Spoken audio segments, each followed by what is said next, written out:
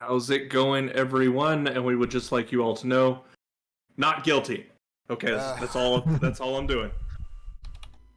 And welcome to another episode of No Excuses on VTWProductions.com and YouTube.com with your favorite show hosts, are still Orion. And Willisell, and we're to bring you the latest news and commentary on the video games industry for the week. But first of all, if you'd like to get involved with the show, you can do so by sending us email at noexcusesvtw@gmail.com, or you can follow us on the Twitter at noexcusesvtw, or you can join us in our Discord server, which you can get to by clicking on the link provided in the show notes underneath the show archive on YouTube. You're still unable to project, I take it. Yes, I cannot project at all. I came down with laryngitis this week past, and it started to really set in toward the end of the show last week, and then after the show it started to get really bad, and by Tuesday I had no voice whatsoever.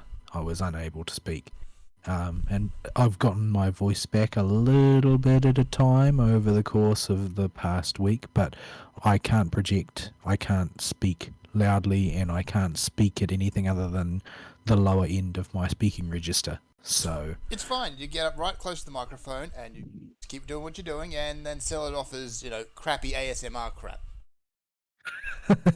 You'll make millions. I don't have a high gain mic. I don't think that seems to matter. 18 minutes. App.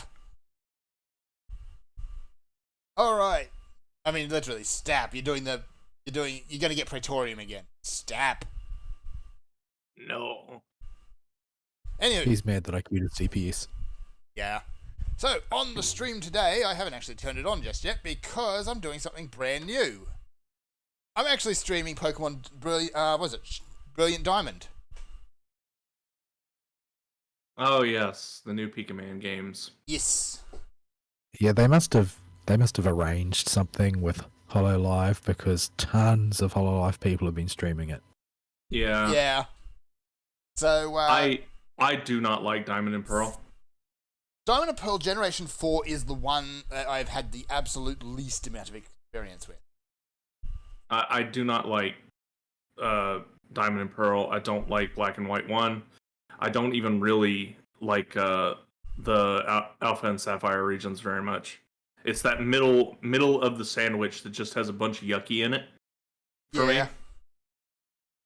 And so I have no intention of picking these up.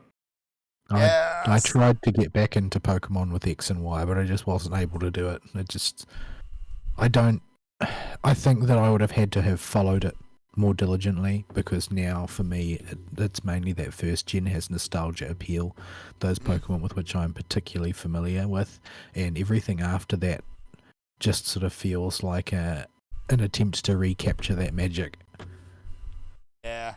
Like, every generation they've added new stuff, but that hasn't necessarily been a good thing a lot of the time. Like, let's just talk about the Dynamax system in Pokemon Sword and Board. Pokemon Sword and Board had a lot of issues, honestly. Like, there's some cool ideas in there. I don't think there's any cool ideas. Yeah, that's the infattening. Yeah, the infattening. But having the kind of the open world areas was pretty cool. They didn't do nearly enough with it, though. I don't really like that whole that whole Megaform thing to begin with, the digivolving, like it's a break from the verisimilitude of that world, in my opinion, because it's too much like Magic.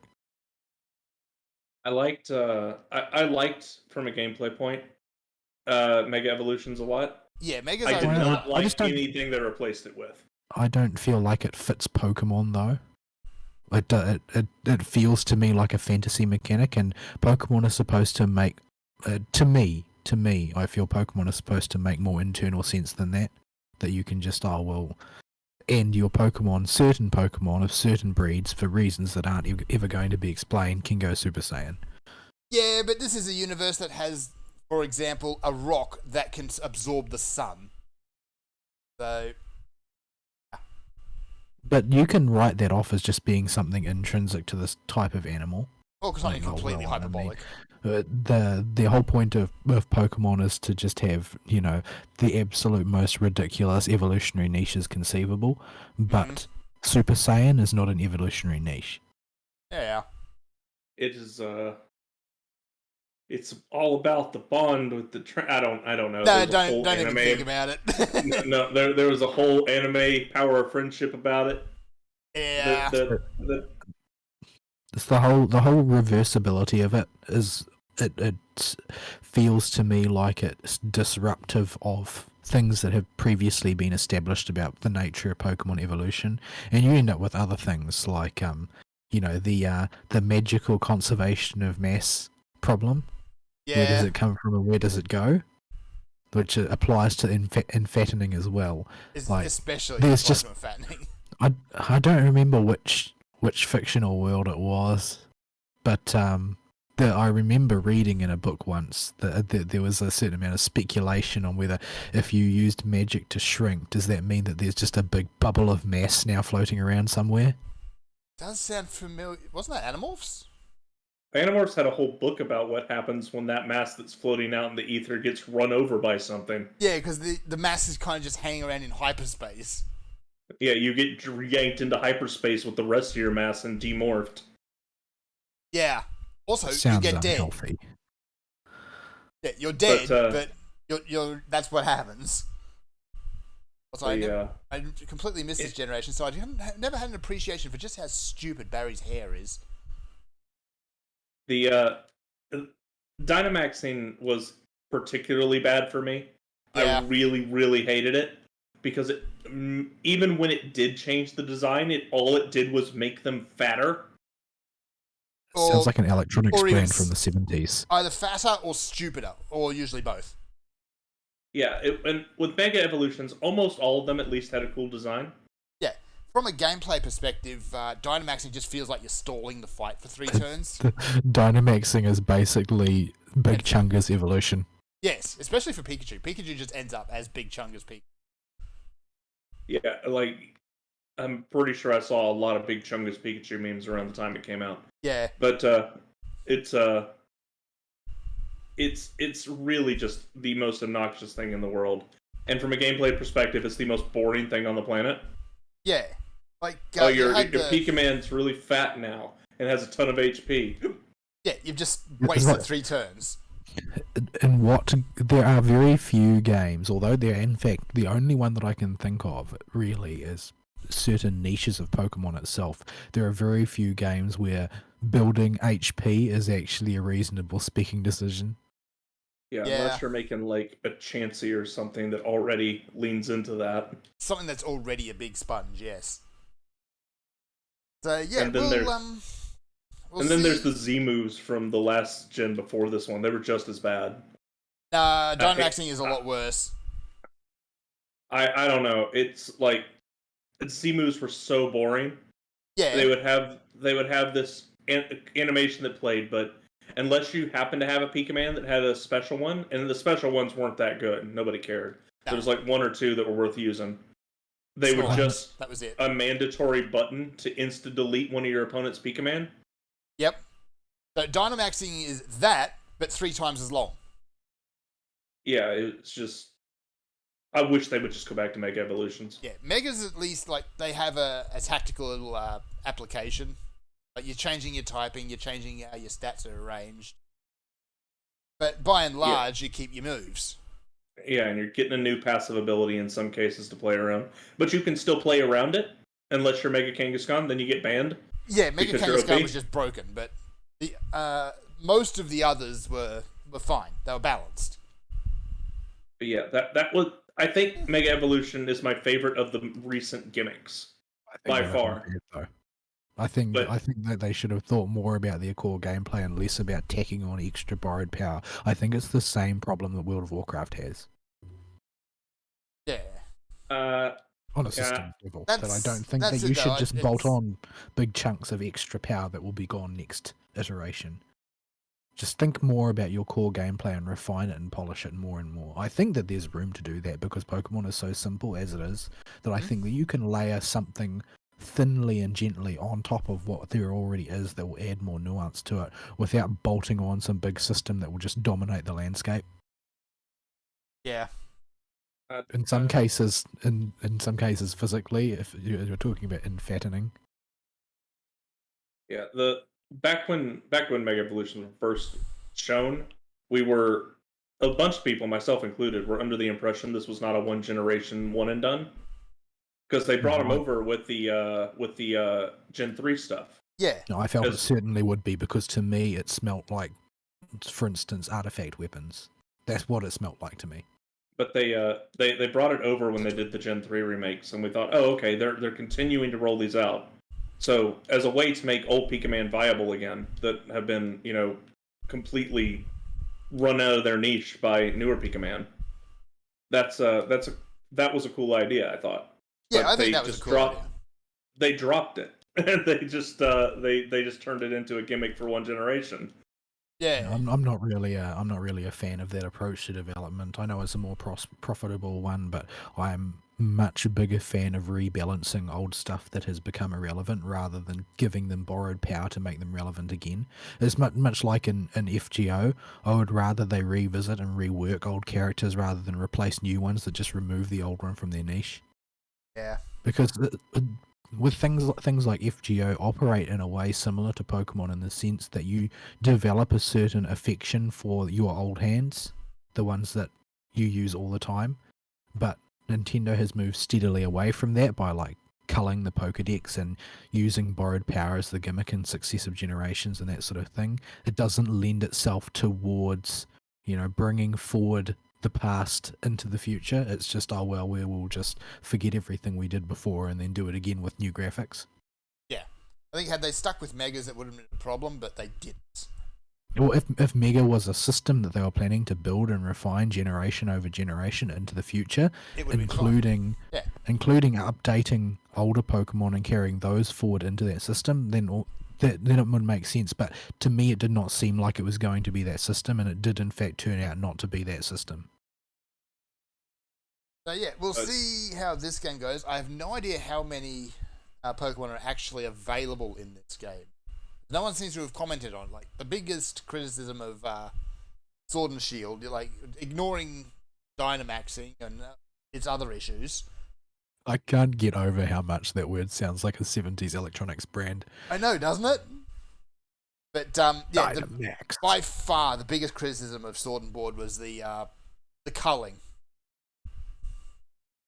Because to me, the culling, it deserves the backlash because it is so very much against what Pokemon is just about. What happened to Gotta Catch 'Em All? Yeah, gotta catch them all. It's on the title. Didn't they take it out of the title? Actually, that's an interesting point. Hang on. Yeah, I think they It's Yeah, like they Don't did. Be Evil. It's the same as Yeah. Don't Be Evil. Yeah, I'm pretty sure around a bit before Sword and Board, they removed it from the title. Foreshadowing. But yeah, it's I would be very surprised. There would be riots outside Nintendo headquarters if those games didn't port over the same Pokedex as they had before. Yeah. And I have not seen the internet be the internet about it yet. Yet. This feels like something that would have crossed my newsfeed. So we shall see. Like they've had enough time to do all the models between the lead up to Sword and Board and Oh, and their blatant lies about the modeling and why they couldn't port them over. yeah. That's what really ticked me off because Sword and Board uses a lot of the same models that X and Y do. Yeah, they're slightly refined in a lot of cases. But their reason is, we just can't do it. We don't have the models. Never mind that you're already just cribbing models from, X and Y and Sun and Moon. And I really do think Nintendo could literally conquer the world if they could harness, say, a mind like Yoshi P and put him in charge of a full-scale, incredibly polished, well-funded Pokemon MMO. Oh, take my money. Yeah, they would literally conquer the world. There would not be a single man, woman, or child on this planet that wasn't playing it. Yeah. Like, if you care about money, you've got to look long-term. Oh, nah. So, yeah, I'll keep chipping away at this, see how it goes. I do still like the series, even if Toodle Pip was bad. There's also the Pokemon Breath of the Wild, whatever they want to call it, coming up. Legends. I've seen not one, not two, not three, not four, not five, but 6 articles saying that it's the Dark Souls of Pokemon. What? I mean, the new open world Pokemon. Just I'm trying to match that up in my head with Dark Souls. Does that mean totally it's incoherent hard? nonsense? It's incoherent nonsense in every single one. Of course it is. I mean, if you said maybe Genshin Impact rather than Dark Souls, I could understand that. Like that's a perfectly viable model to build an open world Pokemon on. But Dark Souls? Yeah, Dark Souls comparisons have long since stopped making any sense. Yeah, I just had to take an aback moment when I was flipping through the news a few weeks ago and just saw a pile of them. Just what? Yeah, I know I think Nintendo said early on that they wanted Legends of Arceus to be harder. I guess that's why they're calling it Dark Souls. I'm not sure a proposition like that can last because there are so many butthurt casuals in the Pokemon fandom. Yeah, but there's also been a lot of people pushing for a harder game as well. It's not a matter of whether there's a lot of people pushing for a harder game. It's a matter of the calculus that will be done by the bean counters at Nintendo. Mm-hmm. Because all of the people who are pushing for a harder game will still buy it, but the people who do not want a harder game will not. Yeah, that's the problem. So it's a matter of who's more willing to part with their money.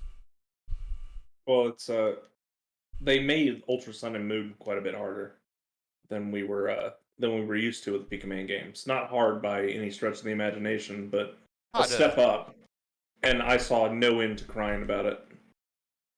Yeah, because people are used to playing through a Pokemon game by pressing nothing but tackle. You really do gotta wonder with some of these people. Can you do that? Is that literally a challenge you can do? I don't doubt there is some very exceptional individual that just has never ever done anything but press the tackle button or the scratch button. Like you can out-level the Elite Four in every game because they all tend to stop around level 50, 60-ish, depending on the game. In theory, does every game in the series terminate with an Elite Four? Yeah, in some variation, yes. Like even Sword and Shield. They tried to get away from it, but no, there was still an Elite Four at the end.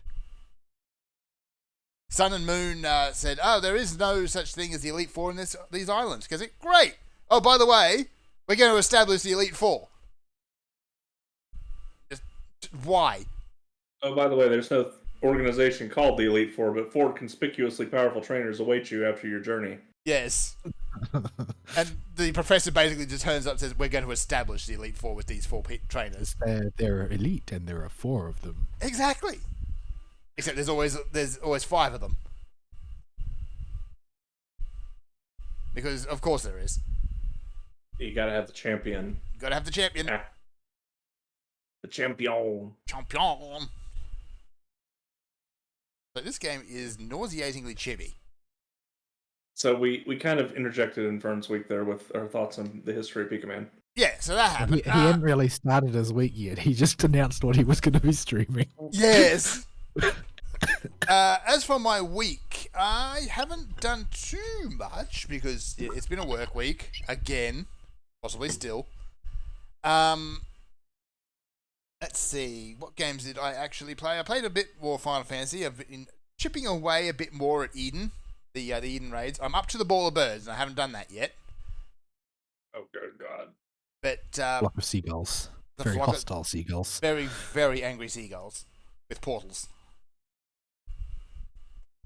Ramu's fight was easy. He decided he'd hate me. Like, I was doing all right until I forgot to refresh run. Can't just leave his name deep.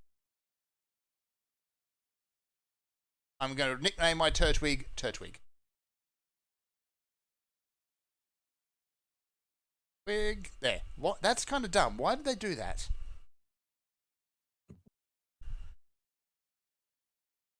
And now I'm going to have to wait and see what happens when I evolve this thing. But anyway, yeah, Ramu, he was easy until I got nuked because I wasn't paying attention to my my stacks. After that, I just kept getting nuked. Like every time he did that big cross lightning bolt shot, I'd always get caught in it. I just had a really rough run there. Not Ramu, Ifrit and Garuda's fight. It was just all about positioning, really. It wasn't a whole lot to it. It's don't stand in the poop, the fight. And that's basically all I really got to say on that front. The story behind the actual Eden raids is nothing to comment on. It's like, okay, they're bringing life back to the empty, and now you have this strange woman with even stranger lips. Her name is Lips. Her name is Lips. She takes off her helmet after she first revealed because, hang on, this woman's part fish. What's going on? We weren't kidding about her lips. Yeah. It's Well, lips like I and keep angst. saying, like I keep saying, if she looked generic, no one would remember her. But now everybody knows Lips. And her angst. So I don't much remember the angst anymore. All Oh, of she's that a leaves cunt. your mind. She's not that angsty. She's more or less just grumpy. She's incredibly grumpy, yes. The only thing I remember about Lips is the lips. I yeah, Her face just looks off. there is a certain undercurrent to the story that never becomes terribly explicit, but it's a retelling of the themes from Final Fantasy VIII to go along with the aesthetic. Yeah. But it doesn't really all get brought together unless you get to fight the true final boss, which you don't unless you do it on Savage. So yeah, so I'll never get to see it unless I watch it on YouTube. That's probably not going to happen. But the fight, like I watched the fight on YouTube, the way it goes when you do the real final boss, and the coordination in those Savage Clearer groups is pretty scary, to be honest. Some of it's just absolutely insane. You got to be perfect in a few of them. It's not a matter of just that they got to be perfect; it's that they actually are. Like it's military precision. Everything that they do. Every time there's a knockback, everybody gets knocked back, and they land perfectly on these predefined positions that they've already marked ahead of time, and that sort of thing. And every time they're supposed to stack up, they literally all stack on the exact same spot. Like normally in a stacking mechanic, you will see people typically stack in a loose clump because they want to be able to see what they're doing.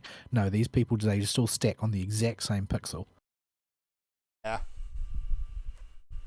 It's insane, and not something we're going to do anytime soon. Maybe if we're still playing at the end of Endwalker and we've done everything else. I just don't think No. I've got the free time to actually learn a fight to that degree anymore. That's the thing. It's not even a matter of free time with me. I just don't want to. It doesn't look fun. There's a good amount of that as well, yes. But beyond that, most of my time in Final Fantasy this week has been leveling up botany. Because I just kind of get home and I'm brain fried and I don't want to do too much. So leveling up a gathering skill is ideal for that sort of thing. Just chop down some trees. Chop down some trees. Wondering who on earth is buying all these spiders. Who is buying all those spiders? Seriously. Are you actually selling all the crap you get? Not all of it, because some of it, like, people are putting it up for one gil. It's just not worth bothering with. But if I've got an empty slot in my auction house, I'll fill it with something. Even the low-level stuff, a lot of it's not worth the time unless you get some of the rarer materials. And then you hit level 50 and you get to go to the Diadem. Yeah, it's where you will be for the rest of your life. At least you can level up super fast in there. Oh, in case you're wondering, by the way, on the screen, I do still have that Joy-Con. That's on the shopping list. Well, that is hard to read. That was white on yellow. Why? Who would design text like that? Web 1.0. One of those. Again. white on yellow and yellow on white websites were very common back in those days. In the GeoCities days. Yeah, it would be written in Times New Roman. Yeah, Times New Roman and accompanied by way too many really crappy GIFs. And 255 green Comic Sans. Yes. The internet. There's some things I don't miss. I would take a GeoCities website over most company websites. Well, we'll These talk about days. it later, but by contrast, the Game Awards website now is just way over-designed and yet no less difficult to read.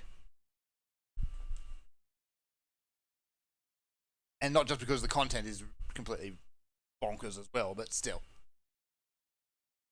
Yeah, so that's basically in that. There's not a whole lot really to say about the Gathering Professions. It's go, hit a tree, collect a thing, repeats. If you go, once you get to the diadem, it's hit several trees and then shoot a monster with a giant cannon. For reasons. And then go sell the stuff that it spits out. Yeah. No, you let it build up in your inventory forever. Yeah, if you want money, it's selling treasure maps. Oh look, that Joy-Con Just drift accumulate things. is getting me yelled at now. Just to fill my entire inventory with diadem shrapnel. Some of it's actually worth a bit. I'm not sure what I was supposed to be doing because I wasn't paying attention. That's basically been my week. I haven't even really got to watch some anime. Not that there's a whole lot really worth watching. There's a couple of shows I think in the works that might be interesting, but I want to let them build up a few episodes first. And admittedly, none of them are really from this season anyway. So I'm going to be boring, and I'm going to cut my week there. No, you need to fill time. No, I refuse because I got nothing to talk about, and I have Pokemon to do, which I wasn't paying attention to, and now I've missed what I'm supposed to. Now I'm going to go get yelled at by Dawn again. Now if I go and get yelled at and see what she's actually yelling at me for. Oh, okay. See what happens when you pay attention? You actually know what you're doing. No, you don't. It's a miracle.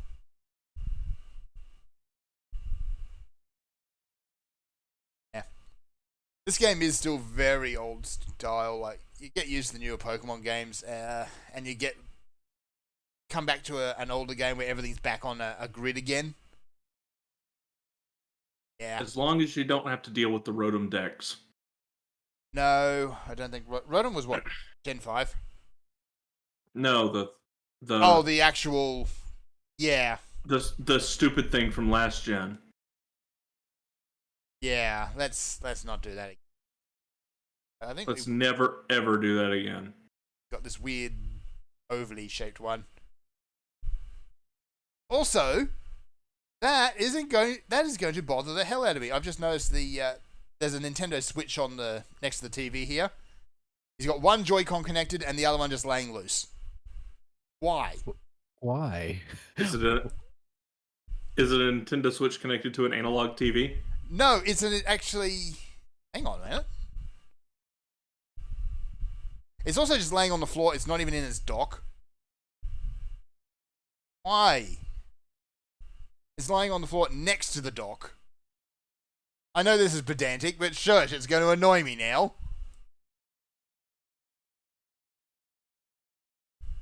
I gotta wait for lather to be. Anywho,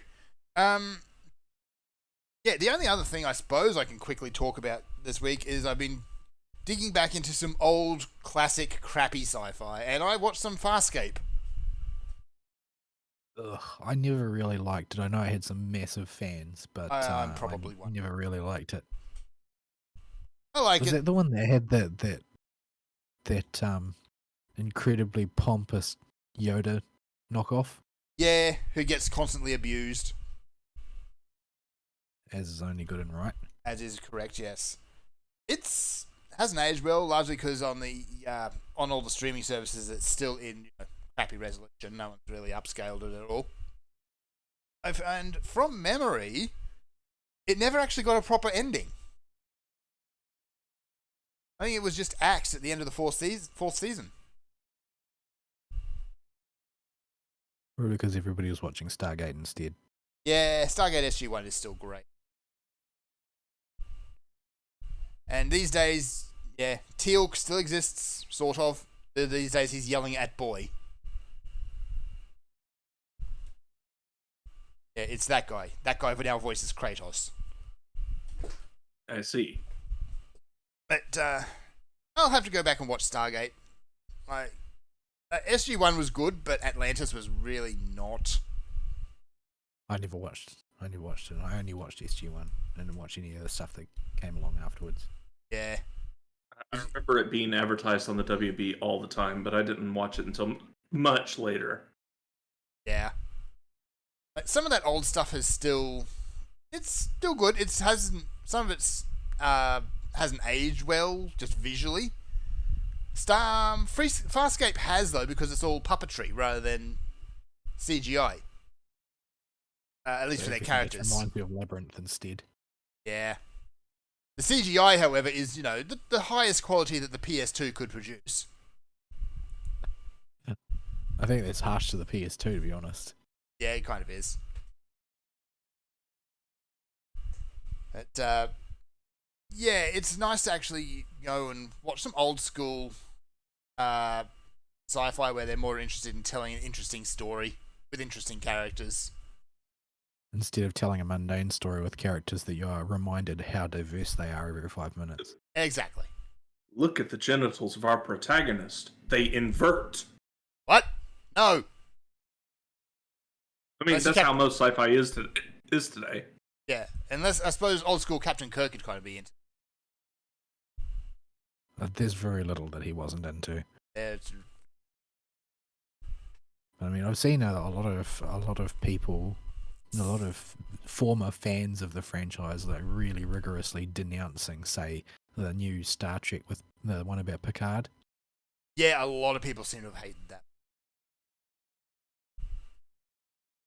Because they take a lot of what made Picard great and put it in a very bad new light. Well, they just make him a sad old man, and everything that he did was actually bad for reasons. Yeah. I think at this point there's really only 4 great Star Trek captains. Kirk, Picard, Janeway, and Sisko. Everything beyond that is bad. I would stop at Picard. Janeway's good. I don't remember much of the other two. Yeah, and Sisko is on Deep Space Nine. Deep Space Nine as a series was really good. I enjoyed that one. Yeah, but Janeway and Sisko, I think, both kind of had a similar character arc where they had a real stick up their ass for a lot of the time. But they softened up. I felt like Deep Space Nine was the better variation on the theme, though. Yeah. Since it's sort of like, rather than, like, they aren't trying to really explore or anything. They're just trying to sort of exist. And not get stop blown up. Stop their space society from imploding for reasons either extrinsic or intrinsic. Yeah. The problem with Voyager is they're trying to get home, but they had this annoying habit of going, oh look, there's something we shouldn't get involved in. Let's go meddle.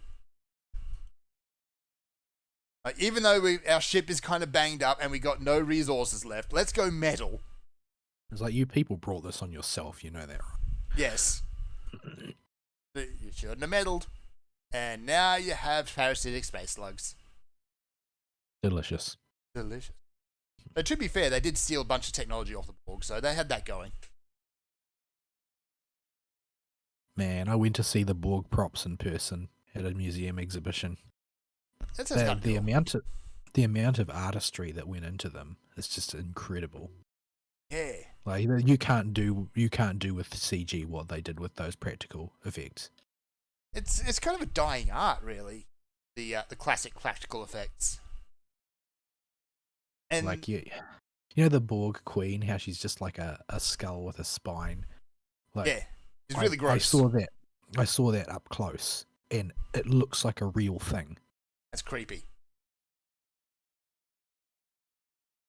So yeah, Like, nowadays, everything is like someone's holding a rubber duck and in post they'll turn it into a gun or something. But the problem is you come back to that sort of thing 10 years later and it looks awful.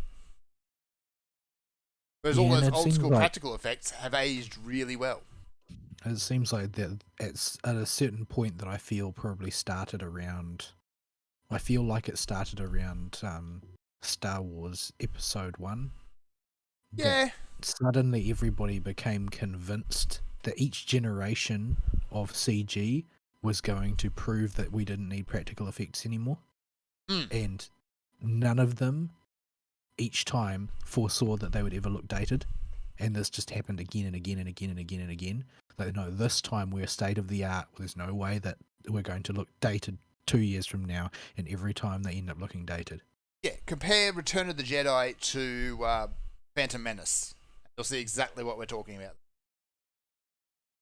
Like, okay, some of the stuff in Return of the Jedi does look a bit dated and a bit kitschy, but like basically all of the effects in Phantom Menace just look really bad now. Even the pod race scene, which they put a ridiculous amount of work into. Even though I do still love the pod race scene. A lot of people hate it, but I still like it. I liked it. I always liked it. Yeah. It was completely unnecessary to the movie, but I still liked it. Well, I mean, it's just something that Lucas said he really wanted to do, this tribute to Ben-Hur, and he didn't care how. He was going to jam it in there. So he just cram it in there. It's good. And it also put a lot more levity into, well, not levity actually, just a lot of happenings into a rather talky and bland movie. Here's the really grim part of it. The rather unpleasant prequels are still better than the sequels.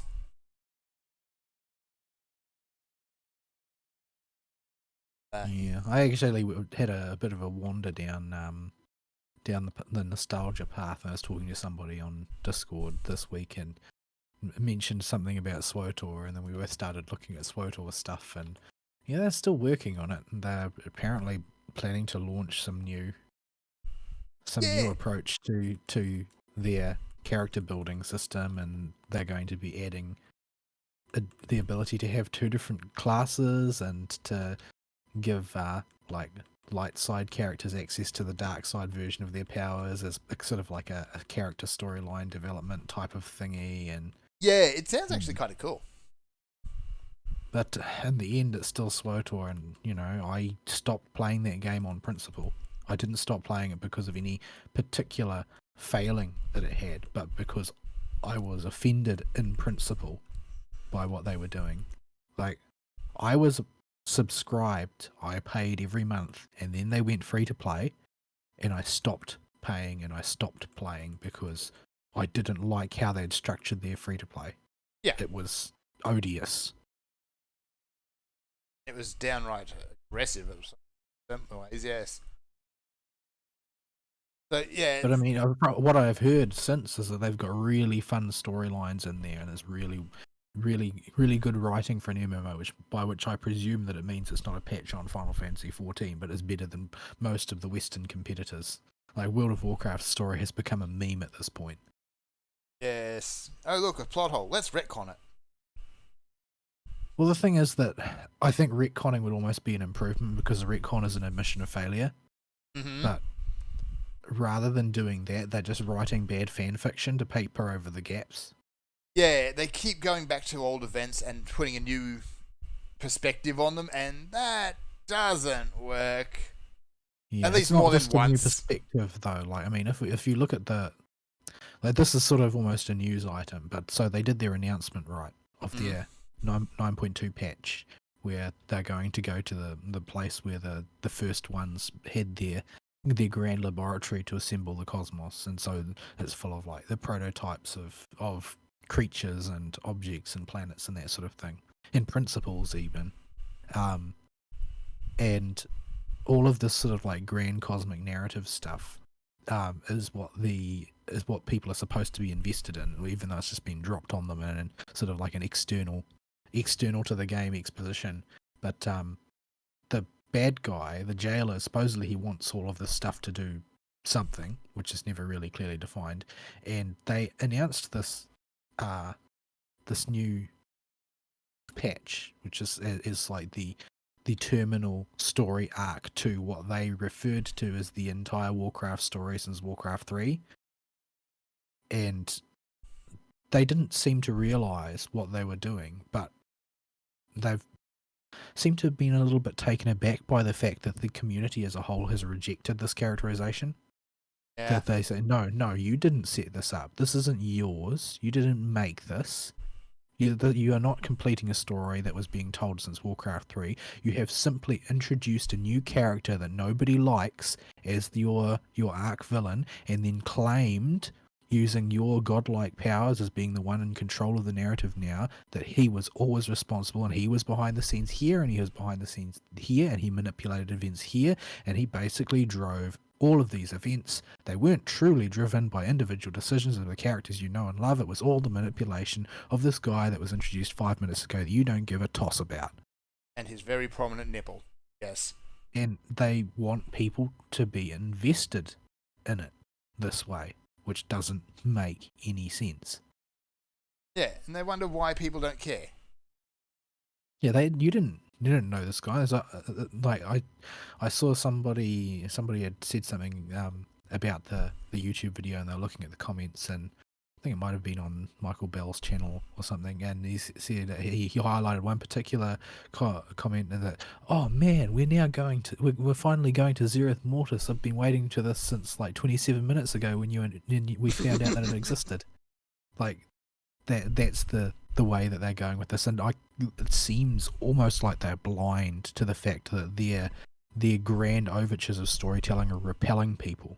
Yeah. Because when you play an MMO really long term, unless you're one of those limited class of people who play exclusively for the mechanical aspect of the game, I don't know how many of those there are, certainly more in WoW than there are in Final Fantasy.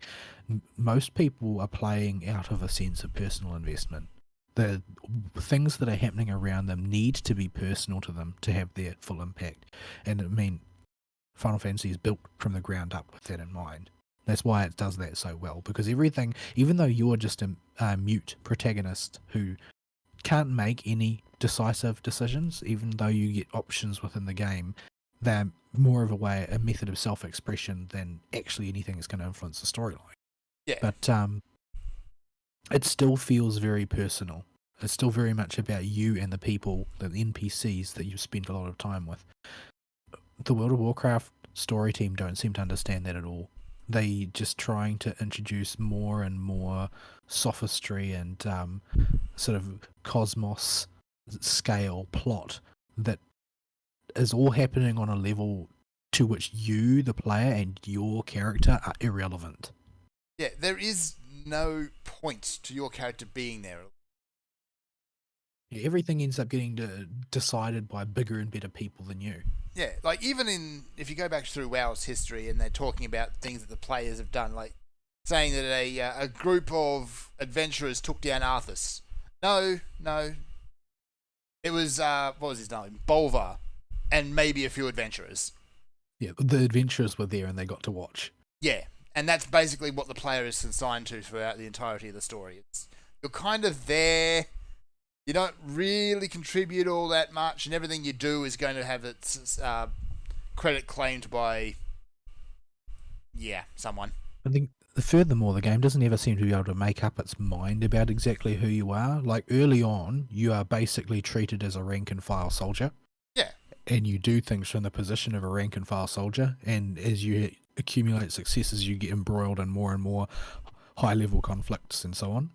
But there are other times where you're definitely a champion and you're definitely viewed as such. Like, it's hard not to be a champion when you've been issued with the most legendary items on Azeroth, like in the Legion expansion. And in the Shadowlands one, everybody addresses you as Moorwalker or whatever. But that's not who you are. You're not that person. You are this character who's done all this stuff throughout Azeroth for goodness knows how many years, and you basically have been the linchpin of so many critical events, except not.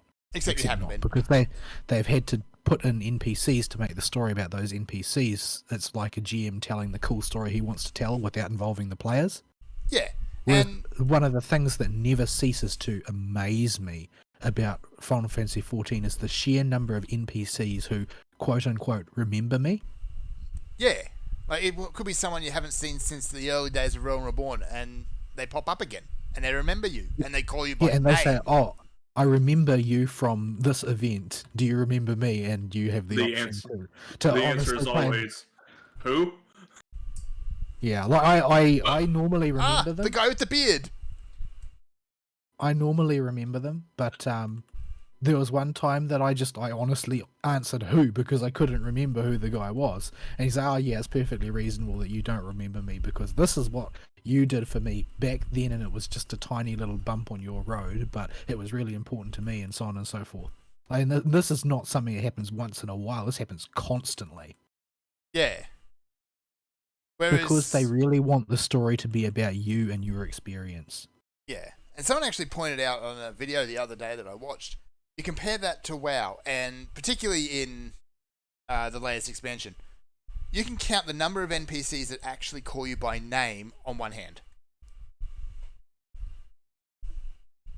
Like, even Sylvanas, someone you've worked with, like, on the Horde side anyway, for 15 odd years now, yeah, still doesn't call you by name. Yeah, because they don't really know you. The story's about what Blizzard wants the story to be about. It's not about the player. It's not about their experience anymore. And this is why I say it's like a GM who is trying to tell his story. And there's just those GMs like that. They can't let go. They can't let the players really have agency. They have to tell their story. Yeah. And then the players lose interest because they just feel peripheral to what's taking place. Mm-hmm. And yeah, bring it back to the whole cosmology thing that WoW's got going now. Like, you've got the jailer who's suddenly behind everything. You compare that to the Ascians. The Ascians have been there from word go. Like, we've always known they've been there. We've always known they've been behind the scenes doing stuff, but Yeah, back from when there was like this random cloaked guy wandering around the forests of Gridania or whatever. yeah. But at no point did it really feel like that they negated other characters' agency. Like, people would still make choices that went against what the Ascians wanted, so they'd have to change their plans. Well, I mean, the thing is that Final Fantasy has that cosmological dimension, but the reality of that version of the story compared to WoW's one is that what is happening does revolve around you. You are a key actor in that. You are the key actor.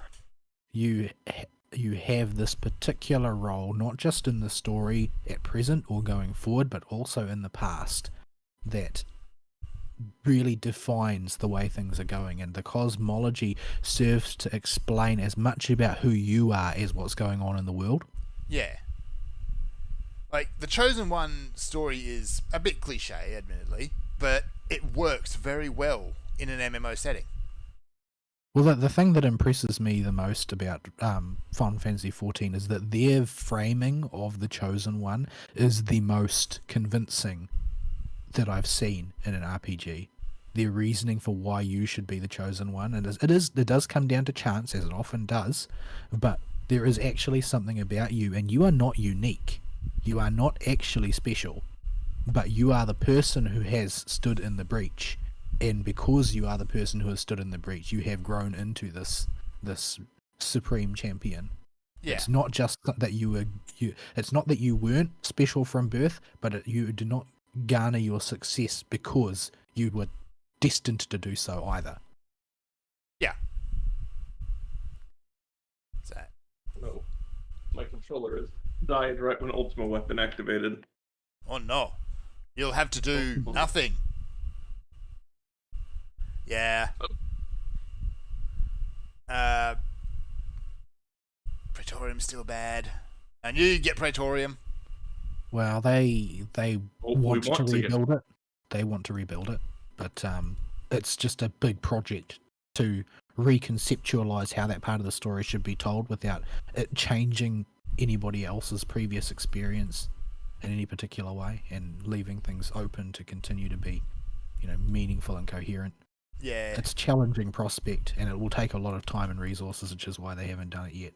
Yeah. Tweak a few bits of the story, like show Gaius actually surviving, maybe. No, actually, don't do that. I don't it takes away the think impact. they need to do that. I think they just Yeah. need to redesign the environment to play out for a different cast of characters, so to speak. Yeah. And Because redo the voice acting. It's designed. Well, the voice acting is spotty. Like it's there sometimes and then gone the next minute, and so on. So But such devastation. Such devastation. they're also the old voice actors who they sacked. I don't want to be too down on the old voice actors because it feels to me like it's as much a directorial problem as anything else. Yeah. Like they just didn't really know what they were doing back then, I think is what it comes down to. Yeah. They were really learning their ropes at that point, still figuring out exactly what they wanted the game to be. Alright, Vol, what have you done this week? What have I done this week other than be sick? It's sort of hard to say. Since that occupied a lot of my mind. It was actually like this is the first time I've had laryngitis for a long enough time and in an acute enough case that I literally couldn't speak, and it's sort of weirdly taxing and stressful to just find yourself incapable of expressing yourself. When I'm at work and I need to tell somebody something, but I just can't. And then there's a lot of the time that I'd started to notice that it sounds really quiet here. Oh, it's because I normally talk to myself, but now I can't. Or normally I would be part of the idle conversations happening at the workbench at work, but now I can't. I just have to stay silent because I can't speak. And it was a really uncanny experience in a lot of ways. And it did take a certain mental toll on me as well, because I would be constantly having this sort of looping subroutine in my head. I want to say this, but I can't, so I mustn't. So yeah, it made me quite tired actually. So I haven't really accomplished very much in Final Fantasy over the course of the week because I've been distracted by that. But I have made a reasonable amount of progress in fits and starts. Much like with Ferns, I've focused mainly on gatherers, and my project has completed just this morning, which is I've got a full set of white script gathering gear for level 80, which basically makes me approximately as prepared as I can reasonably be for the gathering professions, excluding fishing in Endwalker. I still haven't touched fishing. My fishing is still level 12 or something, or 11 or something. As long as you don't do the legendary fishing quest, you can totally do it. You just made it sound awful. That's the problem. Absolute torture. You didn't sell it to me. You didn't make it sound fun. You made it so you spend all your time watching for the one particular weather combination that's going to happen that day. Like that doesn't sound like fun. That doesn't even sound like playing the game. But Well, you're playing meteorologist. It's a hidden class that you also adopt when you play fisherman. I don't know if fishing is really quite like that in the real world. I don't know how sensitive fish are to whether or not there was a dust storm before it started raining, and then where they'll come out to feed. But only at nighttime. But only at night time. And possibly floating in the sky. But Or in the bottom of a volcano. It's fine. Don't think too hard yeah, about it. the fish on Eorzea are exceptionally hardy. Yes. But yeah, so I've made a modicum of progress, and I've gotten several of my crafting classes to level 70, and I think I've had about enough, as much as I can take of the diadem for now. And the conversations that happen, diadem after dark, I need an adult. Oh, do they get that bad, do they? Yeah, diadem after dark is all the crazy people, I tell you what. Because I'm in there and it's like midnight my time, which means it's the wee hours of the morning for Aristeal probably, and the other Americans. And the conversations are really disturbing and uncanny, and I need an adult. I would say that they might not be at the same sort of level, but they're in the same order of magnitude as Terra General Chat. Oh dear. Yeah. They actually have a limit though. Regardless, I think I don't need to spend any more time in the diadem for now. So I'll probably try and find another way to level from 70 to 80 with my crafters.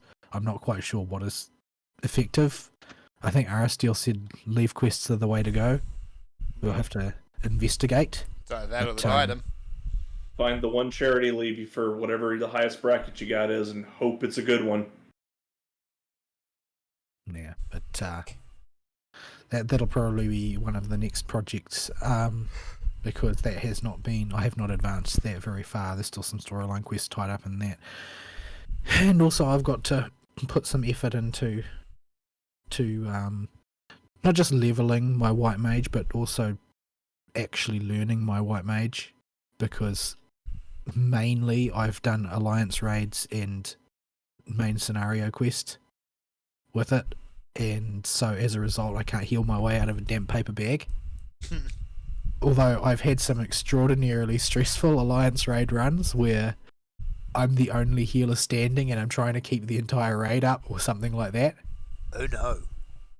And trying to rescue the situation. And there seem to be, on average, about 2/3 of the healers in a given alliance raid just don't do any healing. They just deeps the boss. That's not helping. So well, I mean, if we were the people in Vol's video of Eden whatever, yeah, that's great. But we're not. We're a bunch of tools that are going to get hit by half the crap the boss does. And all of a sudden, the reason that every single time you're in a party with me healing, everybody has aspected Helios on them, pretty much the whole fight starts to become clear. Oh, that actually reminds me too. I did Grand Cosmos at last. I did not do it. I did it with Trusts though.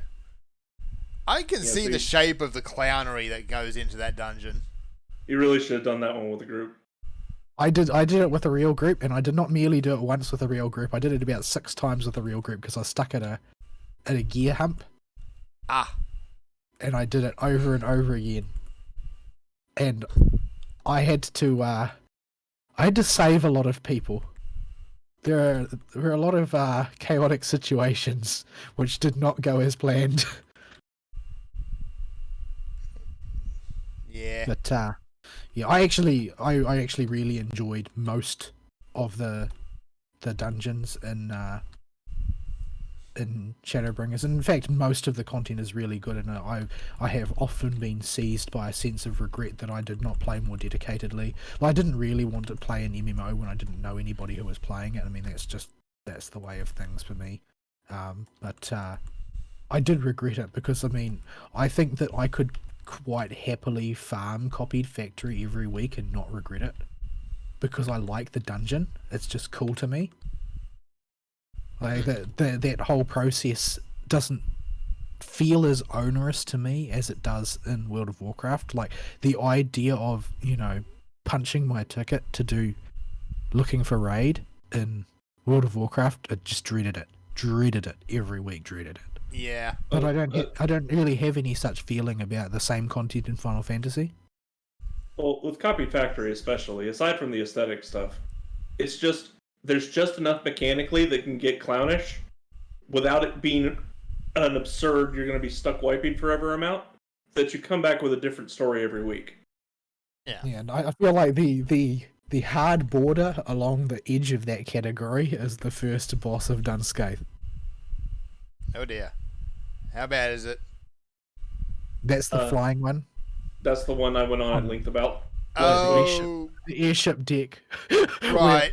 Virtually, probably every single person in attendance died at least once and probably twice. Oh no. But yeah, I don't mind that. I don't mind that so much, especially if you're playing a healer. It really gives you something to do. Like as a healer in Praetorium, you don't feel very useful. Let's just say. You might as well just deeps. as a healer in Dunscape, you feel like you're going to tear your hair out because everybody gets hit by everything. These hiccups are driving me up the wall. Yeah. But yeah, They so came there's, back. there's still a few bits and pieces to do. Like I've got a couple of dungeons I haven't done yet that I need to knock off. I would like to try them as a healer so I can get some practice healing small group content, because I'm really bad at healing generally, and the only thing that will overcome that is raw practice time. But I don't really want to do it with an unfamiliar tank because I don't know how to respond to full Nike's mode. Like I just don't know how you're supposed to act other than panic. So there's panic. two choices you got when you realize you got a Nike's tank. If the tank's got the gear for it, the correct answer is almost always turn on sprint and save sprint for these occasions and run with the tank and don't stop until he does. In my experience, the tank always thinks he has the gear for it. If the tank doesn't have the gear for it, this is where the math on aggro gets running through your brain. And you have to go, okay, can this tank afford a hot? And there has to be some very quick mental math for how much he's hitting the mobs. And if the answer is not enough, you're just going to have to die and just explain to the tank after the wipe, you ain't got the gear for this. And the tank will always claim that he always does it this way and he's never had a problem before. Yeah, he's also a bald-faced liar. Yes. Yeah, I had a tank in Zamail Darkhold who tried to do that, and he was basically wearing his undies. Like as far as Probably a gunbreaker too. tanking gear go. No, I think he was a Dark Knight, but he would, despite the fact that at that level the optimal method for dungeon trash on a Dark Knight is to hit Unleash over and over again and Flood of Darkness anytime you've got the MP for it. He wasn't doing that because I think he thought that he was helping by single target DPSing because that gives you healing as a Dark Knight. I think he thought he was helping his situation as far as effective health was going. That the healer won't have to heal me as much if I'm healing myself a little bit, surely. But what was actually happening is the healer was investing all their mana and keeping me up because I was pulling aggro on things constantly. Yeah, it's fine to do that, but you got to prioritize keeping aggro first, which does mean hitting Unleash over and over again. And So the healer was usually at about 5% HP. So and he wouldn't stop. He wouldn't stop because healers, under normal circumstances, they wouldn't run out of MP. It doesn't happen all that much, does it? But no, he's special. He was a special guy. But he also leveled up several times during the course of the dungeon and had a set of gear prepared for the level ups. So he got steadily tankier as the dungeon went on. Like you would see, you'd hit a point, he would level up, and suddenly all his gear would change. oh boy. But yeah, by the end of the dungeon, he was basically a rock. But until then, not so much. I'm gonna give it to the red mage this time. Okay, so just finding a couple more things out about this new Pokemon game. I do not like what they've actually called this thing. So you've got the HMs are gone again, sort of. So you don't need to carry around a Bidoof with like everything on it, as you used to have to. Now it's on a Pokemon Watch, or as they keep insisting on call it, the Poketch. What? Yeah, apparently that is better and short. So, Poketch. okay, it's short, the Poketch. Can we not call it the Poketch? That had to have been better in the Japanese. Yeah. Poketchu. That... Yeah, okay, I'll give you that. Just call it a pocket. I'm going to call it the Watch. It takes up a disturbing amount of the screen. It does, doesn't it? But thankfully, you don't need to keep it up. Also, real time. But yeah, so what else? There was another batch of interludes released in FGO, and once more I was struck by the difference in early interludes versus late interludes. Uh, these ones were not. None of them really blew my mind. The ones that I was able to do, at any rate. But they were definitely better than some of the older ones and more fun. The Valkyries one I kind of liked, which was about them trying to learn the meaning of love by playing gal games. Oh no! Because the one they consulted on it was Tomoe, because she was married in life and is like never misses a moment to talk about how much she loved her husband. But so the Valkyries asked her about it, but she's Claudia's hardcore gamer as well, and so used video games were applied as a mechanism. I don't know if she was actually the originator of the idea. I don't know where they got the idea, but at any rate, it's a bit silly and a bit serious, because the Valkyries have some personal issues, like a lot of Fate characters, because there are 3 of them, but they all consider themselves to be the same person, because Valkyries are sort of automata that were created by Odin, that used Altera as a base model, and they were constructed to be sort of mass-produced copies of her type of power, although it's changed a lot because they're from different origins. But 3 saber faces for the price of 1. I don't know whether or not they're classified as saber faces. They don't have the trait, but they are a Takeuchi character.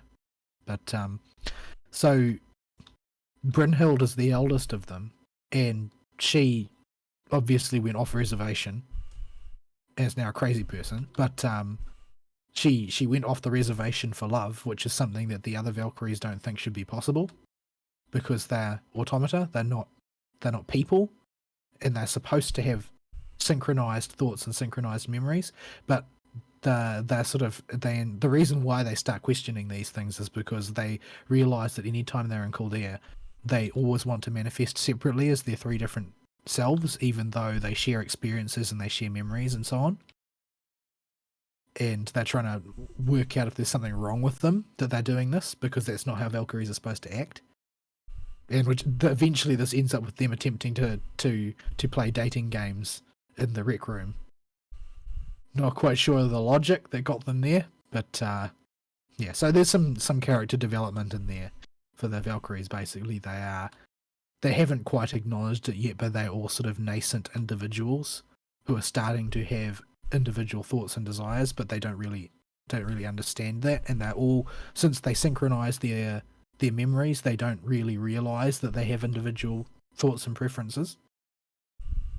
But yeah, so that's all that's really happened in FGO lately. That's been quite relaxing, that there has been no major events pressing down on us. Christmas will probably be the next big event, and Christmas is a lottery event, so suffering will ensue. Yep, sounds about right. I don't have any pressing resource requirements though in FGO, since I still have a small mountain of QP, even after furiously throwing it around trying to get rid of some of it, because I was at the cap, because apparently I'm a crazy person also, and I capped my QP. But since I'm not wanting for QP, I don't have any new servants that I am especially eager to raise. I don't have any particular skill ups that I'm working towards. I don't need to go ham on this lotto, so I'll probably keep things pretty tamped down. Presumably there will be a rerun of last year, although they've occasionally skipped reruns in the past, so I don't know for sure whether there is or not. But this year is Nightingale pretending to be Mary Poppins. Oh, that's going to end well. Oh, is that the one where she keeps her rifle by her side? Yes, it is the one where she keeps her rifle by her side. But yeah, so I'm kind of looking forward to that. Not super eager for that because it's a time vampire and it's a lottery event, which is a double time vampire. But yeah, and after that, I think that the next major event will be the first chapter of the Atlantis story, and I'm really looking forward to that. lots of people will be looking forward to make their meta roles for Orion, but I'm not really that interested. He's too Yeah. icky. Ultimately, yeah, he's too much of an icky boy. He's super meta though. Basically, he was the second coming of the Buster Crit meta, in that he can Buster Crit entire bosses out of existence. Now it's Jolter all over again then. He's more powerful than Jolter. Yeah. In terms of just that specific strategy. But yeah, I'm not that interested in rolling from. There's not really many people I'm interested in rolling for right now. I'm basically going to be saving for Castoria in, what would that be? That'll be August next year. So I'm going to be hoarding, not categorically hoarding until then, but mostly hoarding till then. I tried on the current banner and failed to get Anastasia again. This is the third banner I failed to get her on. She just does not want to come home. But yeah, there's not really anybody else I'm looking for right now. There's quite a number of 5 stars that I'd like to fortify with a second copy, because I always feel weird about using servants that only have 1 copy, because the NP for a SSR at NP1 can often fall behind the damage that you'll get out of a higher ranked NP from SR, and so it's always a bit of a dubious proposition who I should choose, and you sort of feel almost weirdly obliged to use SSRs sometimes, because on paper they should be the most powerful, but it doesn't always play out like that, because the gacha has its own whims.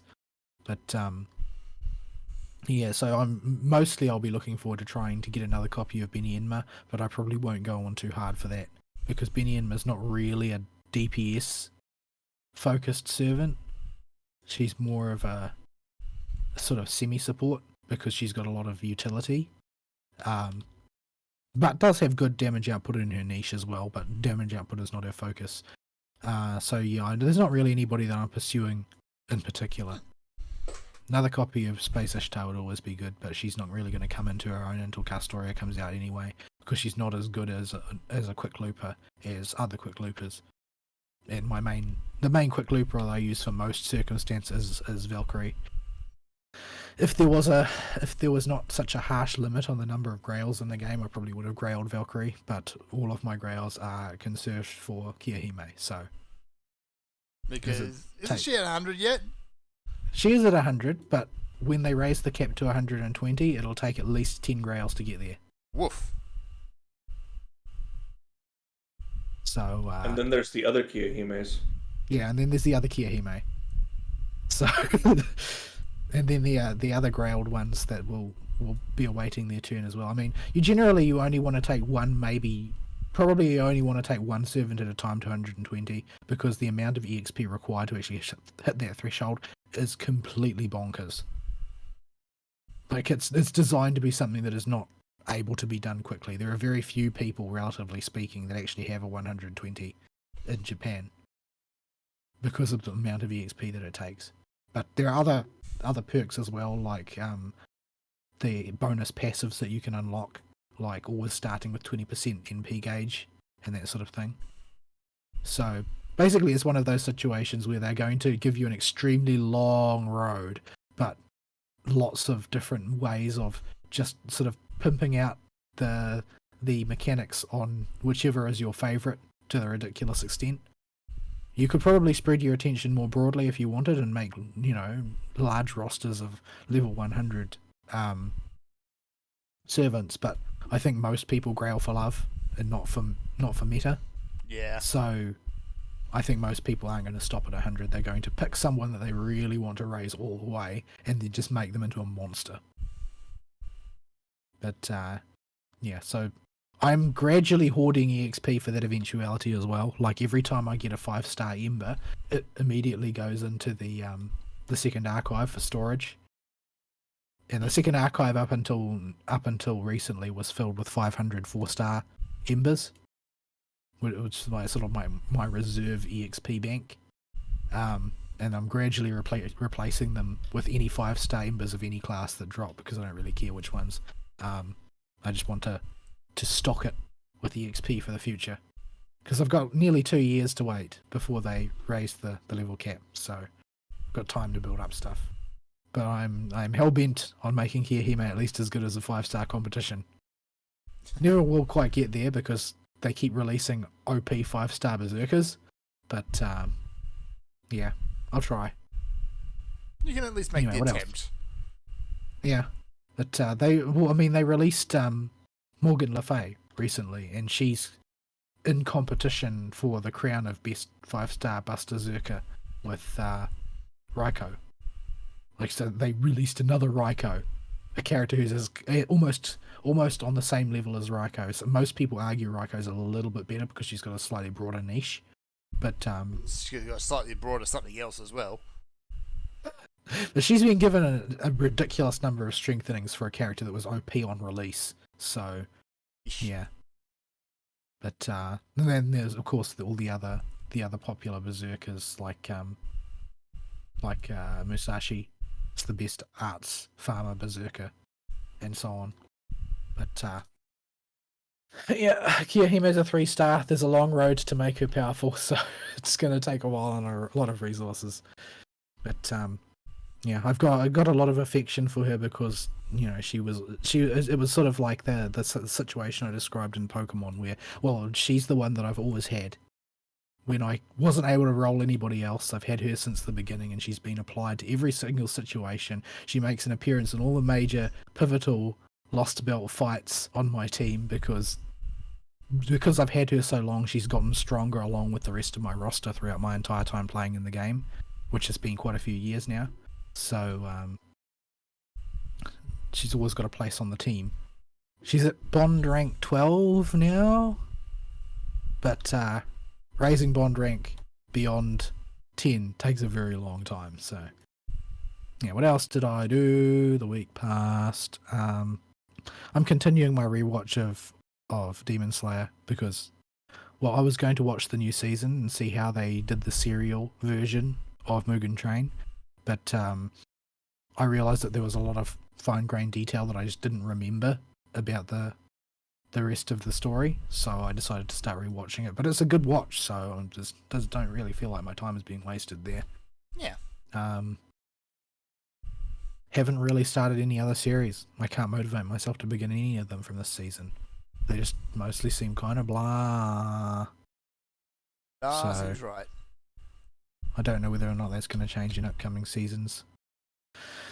Mostly what is occupying my thoughts these days is how work is likely to become increasingly chaotic over the next few weeks, and how I'm going to deal with that without losing my mind. So, right, I think I need to give my voice a rest now. I don't need my vocal cords swelling up again. Right, in that case, we should probably take a break. Alrighty, here's some music, folks. We'll be right back.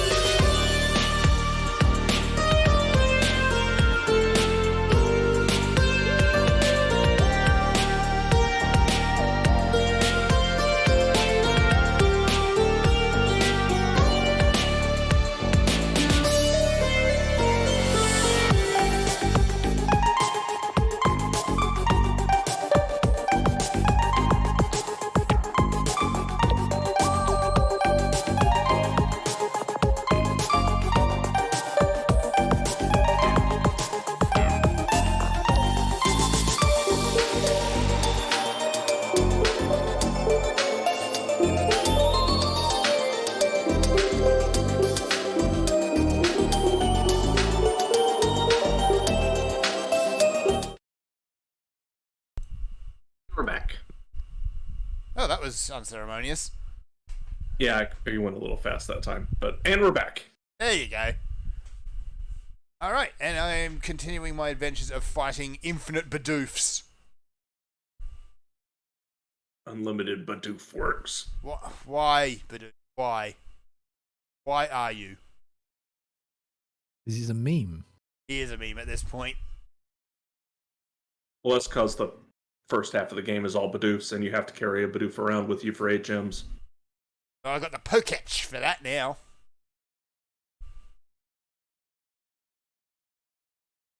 Orange. So yeah, Bidoof is a meme, and he's always been a meme, I think. So with the new Pokemon game out, we're probably going to see a resurgence of it. Alright. We were in Vols Week. So I don't really have much else to talk about. Alrighty. I guess we'll roll into my week then for what was. There's 2 things I can stretch, even though they don't take up that much time. If I can get over these hiccups. You still got those. They came back with a vengeance. Ish. I've been fighting them all day long. And they've been driving me up the wall. So, I'll dump this picture in live show chat because it's also relevant to something in my week. It's also my favorite screenshot from that show. Okay. But, so this week I didn't do anything in Final Fantasy. I did a few roulettes with Abo on my monk, and that's it. I came home and I was too tired from work and would die. I had 2 days this week where I died for 14 hours straight. No, don't feel, bro. I did not have the time nor the energy and was there late most days and just could not get home. It was a hell of a week. And it was a hell of a week to have it because my copy of SMT5 finally came in the mail. Nice. How much of it have you got to play? I've not got very far at all. I'm still in the... I haven't even made it to the first dungeon-like area. I'm still in the first area. I'm level 10. Oh, wow. You have not gotten far at all. No. I've got my starter staple, like your Agartheon, your Slime, your Angel, and fused a few things from those, and that's all we do. I beat the first mini-boss. That's an actual mini-boss, which was the Mermaid, and that took some doing, because I had to go basically put Zeo on everybody to beat it at the level and stats I was at. And yeah, I don't have that much to say about it yet, so I'll say most of what I want to say for when I finally get some time with it. I've had it all week. It's been sitting in the Switch since Monday. I just haven't had time to sit down and really put any time into it. And yeah, I'm so far glad with most of the gameplay decisions. A lot of my worries that they would lean too hard into Apocalypse have been alleviated right off the gate. This seems to be following a very close formula to Nocturne with how they're telling their story. They're focusing on the bigger aspects of the world. They're focusing on the operation of the universe they're setting up. And while there is more emphasis on the characters than Nocturne, it is not much more. Just enough to give them a bit more personality and make them stick out a bit more. But they're not the focus of what's going on. In fact, they're barely on screen. And yeah, you're exploring this big desert, post-apocalyptic Tokyo, you know, like you do in SMT. Always. Yeah, and yeah, it's been a good time so far. I wish I had more to say about it. The only thing that's jarring playing this game is the camera is really zoomed in on your character, and the resolution is really low because it's a Switch game.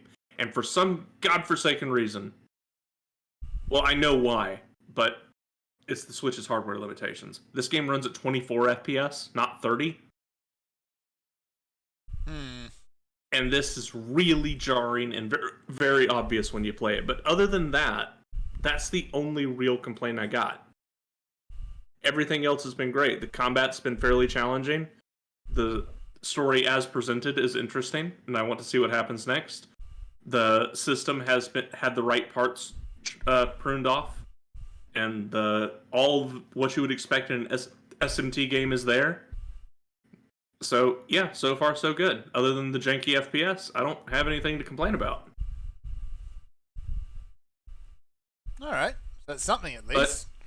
But these are very early impressions, and most of the 4 hours of my playtime, over half of it is AFK, and so I just don't have a whole lot of time plugged into the game to really give an analysis yet. So yeah, didn't do anything in Final Fantasy, and I watched a little bit of an anime. I didn't watch all the episodes that are out, but it's one that's been making the meme rounds and has been at the top of the list on Honest Bob's, and that was Komi-san Can't Communicate. Yes. Can't communicate, and they say communication disorder a lot, but it's more like she's just really autistic and has just a crippling fear of talking to people while also being socially inept in every single possible way. That's a pretty hefty combo. But it leads to incredibly hilarious situations where the timing in this show is what sells it more than anything. Komi-san doesn't work, I don't think, in an animated form if they didn't have the comedic timing for the jokes right, and this means this will never work dubbed. And they're really able to hit the points right. The picture I posted is from my favorite gag, where the protag love interest boy is talking to autistic girl, and he thinks she's crying while she's writing out her life story about how she just can't talk to people. She doesn't know why, but she wants to. And you hear sniffling and squeaking. And he reaches in his pocket and pulls out a handkerchief to offer it to her. And she writes, "Oh, I just have the hiccups." And she turns around with this goofy looking face.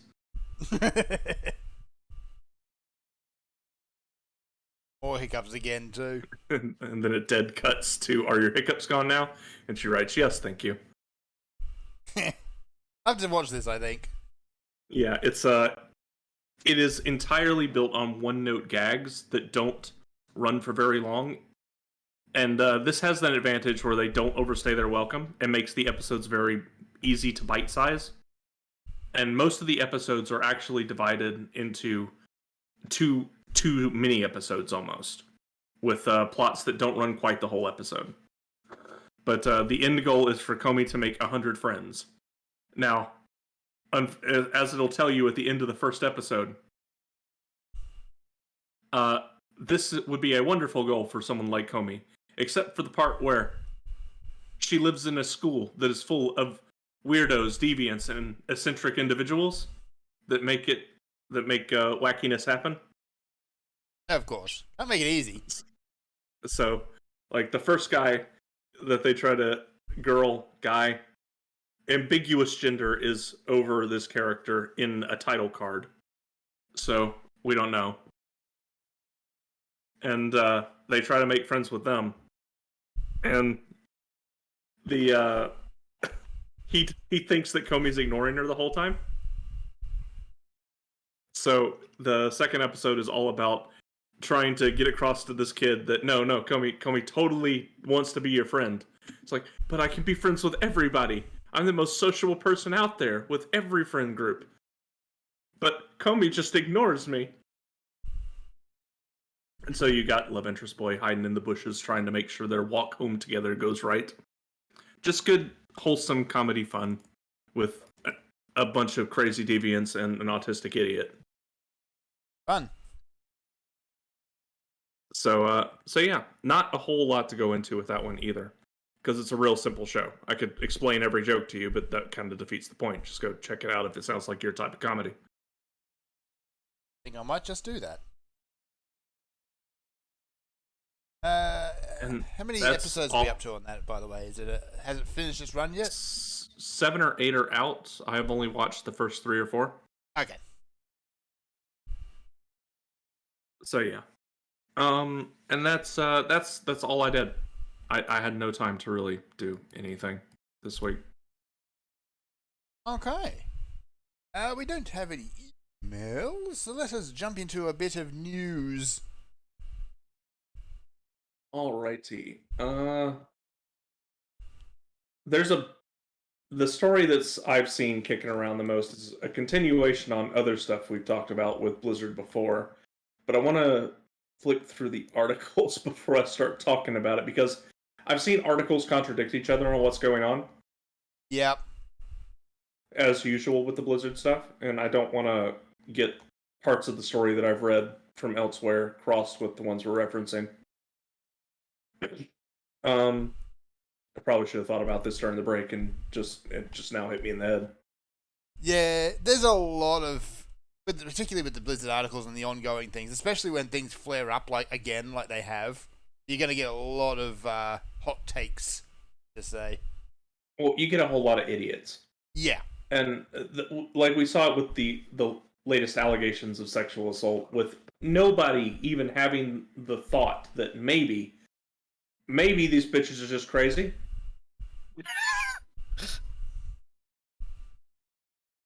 Like, I'm as far as I know, me and Vol are the only people that had that as our first thought.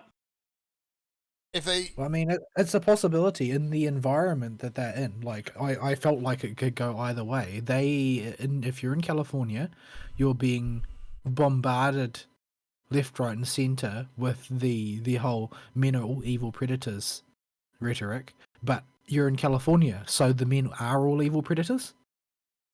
Yeah. Yeah, it can really go either way.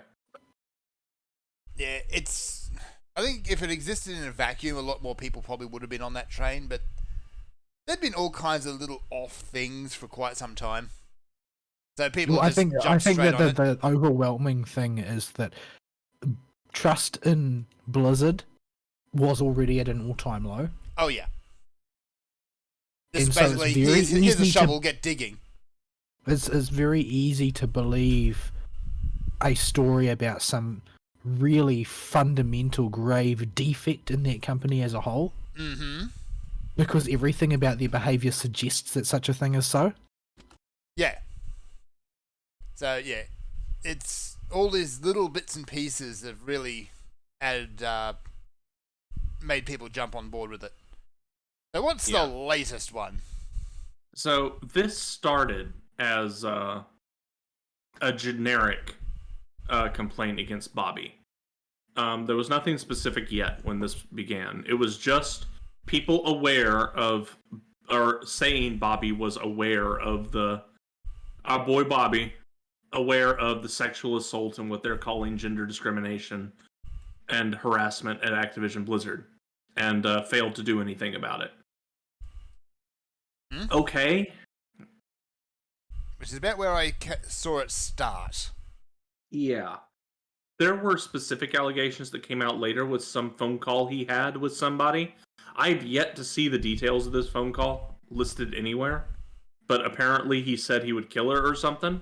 Is one of the things I saw. That's not. If he had said that, then nobody would care. The problem is that he didn't say that. What he said in the phone call was that he would have her killed. Oh, okay. Which is a lot scarier because he's a multimillionaire. Like people will tell somebody that they're angry with, "I'll kill you" all the time, but it's a lot more unusual to say, "I'll have you killed." Yeah. So this popped up, and Bobby wasn't looking so good, and this led to calls for Bobby's resignation and staff walkouts. More of them. Yeah, more of them. Although this time they actually walked out. Yeah, this time they actually made it outside the building. Yeah. Oh, that last one. And and that's where Blizzard's end mostly goes so far, but the story doesn't end there for the broad strokes. For some reason, Jim Ryan and Phil Spencer felt the need to weigh in on this. Because of course they did. So, Xbox is evaluating all aspects of their relationship with Activision Blizzard, while PlayStation boss Jim Ryan is disheartened and frankly stunned. I'm not going to go into their full comments because I don't see him quoted in full here. So, but yeah, they have felt the need to jump on this bandwagon as well. Yeah, they're not as bad as like Ubi jumping on the bandwagon. No, sit down, shut up, Ubi. But it's still pretty bad. They actually do have a partnership with Activision Blizzard. Yes. So I can almost understand them jumping on this, but it still seems like the better option as a CEO would be to keep your dang mouth shut. In this case, it's just covering your ass. But yeah. And that's all they're doing. So yeah. So Bobby's in hot water now. With walkouts for him specifically now. People want the Bobby gone. Yeah, but the board have already said that he is not going to be removed. He's there for good. So I'm not sure Bobby can be removed. Until the actual company disintegrates out from under him, they will not revise that decision. Yeah, Bobby is too powerful for something like this to stick, and I think the board of directors, they did come out and say that explicitly, didn't they? Somewhere, they're not going to remove Bobby. Yeah, they said that he's staying put. Yeah. So yeah, Bobby's not going anywhere, and it doesn't surprise me that Bobby probably has people killed on the side. Oh, that just got dark. I mean, he's the one that said it. Allegedly. Allegedly. I am more inclined to believe the evil billionaire with $1 zillion that builds Death Stars with money has people killed than crazy women in California. It is more credible. So it's just... Oh, Bobby. So I'm not even sure how to really Yeah. I'm not sure how to extrapolate it from here. It's just another thing that's going on the Blizzard pile. Yeah. But, I'm not actually sure any of their new game content made news this week. But they've got this new patch coming out, which... Yeah. I'm not sure what they're doing with anymore. Yeah. Well, if you want to think about it at the Blizzard level, Blizzard is continuing to disintegrate. Yeah. They had co-leaders for a while, remember? Oh, yes. Well, that has fallen apart in a big way. So, what was the woman's name again? I can't remember. The Jennifer O'Neill, I think. Yeah. Yeah, so she's she was in charge of the studio that was brought in under the Blizzard, I guess, to basically their specialty trade was doing remakes. So they were the ones responsible. What were they called? Vicarious. Yes, there you go. They made the Tony Hawk one. They did a real good job. They were put in charge of Diablo 2 from all accounts. They did a reasonably good job there as well.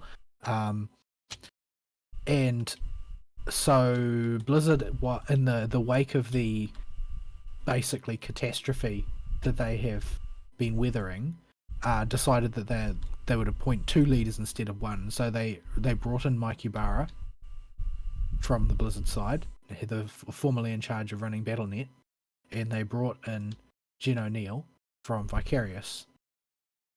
So the idea was that these would be sort of equal partners, and that they would operate Blizzard together, and this inspired a lot of faith in the general population there at Blizzard, because, well, not to put too fine a point on it, Jennifer O'Neill is a homosexual Asian American woman,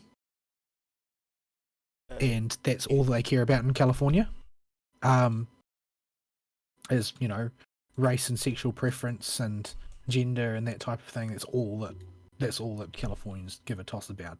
Your actual talents don't really matter compared to that until the rubber hits the road, in which case you'll get fired if you don't do a good job, because it's a ruthless industry. At least as the outcoming head of Vicarious, she at least had a good track. Well, yeah, she's got a good track record, and from all accounts, she's really good at making projects work. Yeah. But then she left very shortly afterwards. She did not stick around long at all. There was a very optimistic and enthusiastic departure message from her about how she's absolutely convinced that the company's got a bright future because of how hard everybody there is working to change the company culture and make everything better, basically. And she was so inspired by this that she is seeking opportunities to spread this change elsewhere. So this sounds like sort of this rang a ship is bit sinking, oddly I'm hollow. jumping. It rang a bit oddly hollow to a lot of people because it didn't seem to make sense. And Mike Ybarra basically came out with a statement suggesting that this was legitimate and so on and so forth. But what has come out since then is that Mike Ybarra basically seems to be owned by his superiors, and Jennifer O'Neill came out and said that that's not how she actually feels at all. So it appears that must be some PR statement that she was either forced to make under some binding agreement, or alternatively that it was just written by Bobby and signed with her name, which is something that Bobby has had no compunctions about doing in the past. And Mike Ybarra's statements are all pre-approved by Bobby, and he reads them off a teleprompter. And people who are experienced in teleprompters are apparently able to tell this is what an inexperienced teleprompter reader sounds like. Okay. The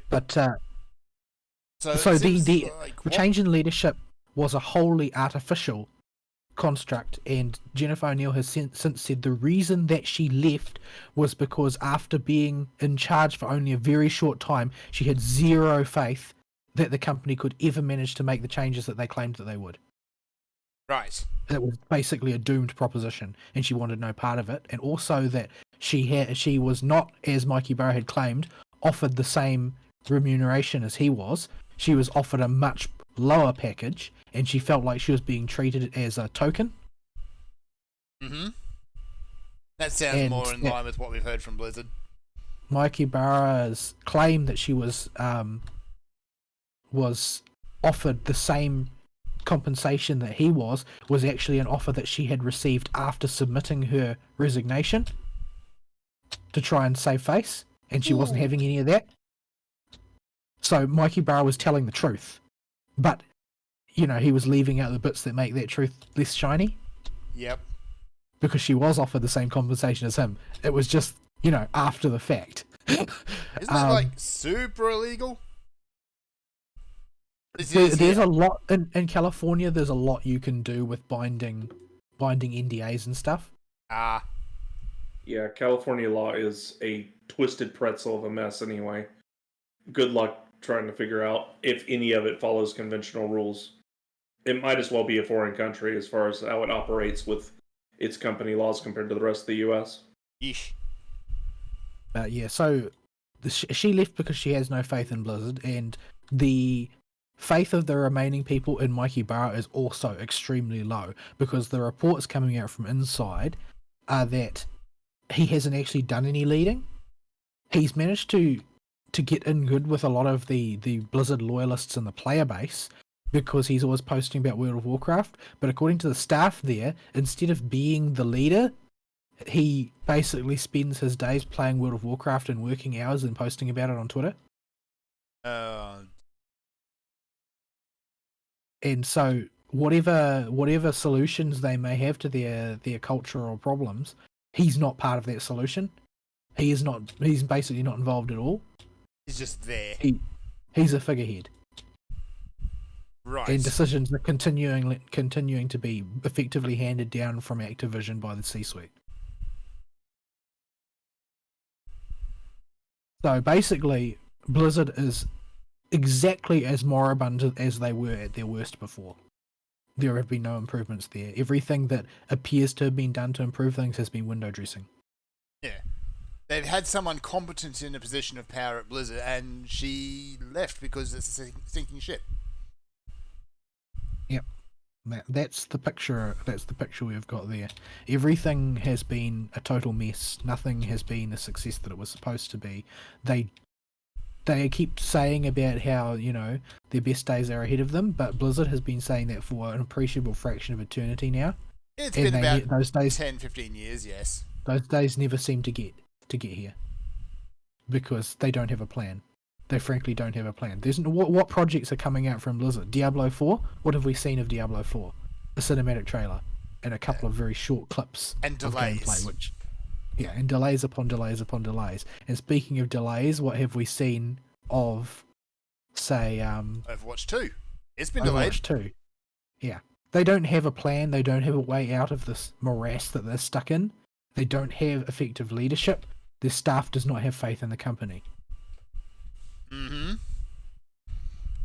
So anyone with a seemingly decent career ahead of them is jumping ship. Yeah, well, all of the old hands are leaving. Or I don't know that there are any old hands left, actually. I don't think there are. Like the closest thing to that's really left is probably, you know, Eon himself. But yeah, so but basically they're a total mess. There doesn't seem to be a way out for them. They don't have the strength of leadership or will to actually fix their situation. It's just a mess, and the board of directors is instructing them to stay the course. Basically, don't change anything. I don't know what they think is going to happen. I don't know what they're aiming at. Maybe they're just trying to ride it out and hope it goes away. Well, the thing is that often that works from a shareholder perspective. Yeah, up to a point. Yeah, well, until the business as a whole actually has an apocalypse, most of what's going on at this point can be easily hidden from shareholders, and the share price won't be profoundly affected. Mm-hmm. That's just the way these things are, and it's probably what they're counting on at this point. Yeah, but, I think something like this, it picks up a certain amount of momentum, and once it gets enough momentum, it's just going to keep on going until you actively do something about it. Well, it won't hit them until they try and release a new product, and this environment that this whole situation has created really comes back to be demonstrated to the market by just how terrible the next product is. And just the amount of people who don't buy it. Yeah, it's like if enough people are off the Blizzard train now that they can't coast on their IPs anymore and keep their shareholders happy, that's when you see everything start to explode. There's a lot of people, I think, who are still with the WoW products, partly because of sunk cost, partly because of nostalgia, and others. There's a handful who are just turning a blind eye to things. If they put out a new product, I think they'll really see it. Well, the big thing with WoW is WoW's got to be bleeding players because their biggest hook they had in WoW was, well, all my friends play WoW, is getting less and less likely for each individual player the more people that leave. Yep. And there's been so many people leave. Yeah, and I just don't see that holding their finances together like they have been. They'll still make money, but this isn't how shareholders work. If they may be able to keep the company afloat with the money from WoW, but if it ain't more than last year, you got to explain that to your shareholders. And if it's less, and a lot less, year after year, quarter after quarter, that's when your company's in trouble. And I think that's the only thing that will make them reconsider Bobby's leadership. Once those numbers start dropping, see what happens. They've been using this monthly active users metric to disguise their massive loss of support so far, and I think it's just that the shareholders haven't understood what is being done, how they're actually hiding it. But that's not going to last forever. Yeah, shareholders are, by all accounts, actually touched in the head. And this is true for any shareholder at any company, but they do figure it out eventually. Yeah, a lot of the time they just don't care as long as the money keeps coming. Yeah. But yeah, eventually everyone sits up and takes notice. But it will take time. And it will take time and failures on their part. And since they show no effort to fix any of their problems, the only path that can lead to is more failure. Yeah. Once you reach that point, shareholders will start jumping because they want to protect their investment. They don't want to see their investment sink with the company. And once that starts happening, it's over. Well, Bobby's the head of other companies too. Yeah. So he's got a huge financial stake in Coca-Cola, for instance. Yeah. But it's like the run on the bank event. Once it happens, it's going to kill whatever companies having all their investors jump ship on. Yeah. All right. What's next? Let's talk about New World. All right. So they put out a Second verse, same as the first over there. They put out a big patch after they used their public test realm. They had this patch on the test realm for a whole week. Surprise, a week isn't long enough. It sounds like theatre more than anything else. It really does, doesn't it? Yeah, you don't have time to do the appropriate work from the bug reports in a week. You catch especially a couple of bugs. if it's a catastrophic situation such as the one they've got. Yeah. So they've gone. They had it on a week, and then they pushed it immediately to the servers. Big things that they've actually done. They've added a new weapon type, which kind of closes up and rebalances the game for focus style weapon characters. Bad Until news. somebody works out how to equip two of them at the same time. Yeah, bad news. It's already overpowered. Because, game balance is a thing for other people. That's the bulk of the materials they've actually added. It's just that new weapon and a little bit of a rework on the story content, which nobody will look at because the story is just not there. Exists, and that's the best you can say about it. They added more duping methods. No, they didn't. They brought back an old classic. So this is the same duping method that's been popping up time and time again, and for anyone who's played, coincidentally, the old Pokemon games already knows how to do it. And make missing no appear and the 7th item in your inventory gets multiplied. No, not that one. The other one. There's another one. Yeah, where you dupe Pokemon by initiating a trade with another player, and halfway through the trade, you pull out the trade cable. That's essentially what the item dupe is. The game loses connectivity to the server either by, someone turning off their Wi-Fi at the wrong time, or just, lag. And it do. Anybody who's playing New World for the long haul has installed a lag switch at this point. Yeah. Because it makes you immortal in combat. It makes you immortal, and it gives you infinite items and infinite money. So, yeah, they say they fixed it. They didn't. They bought it back. It's broken.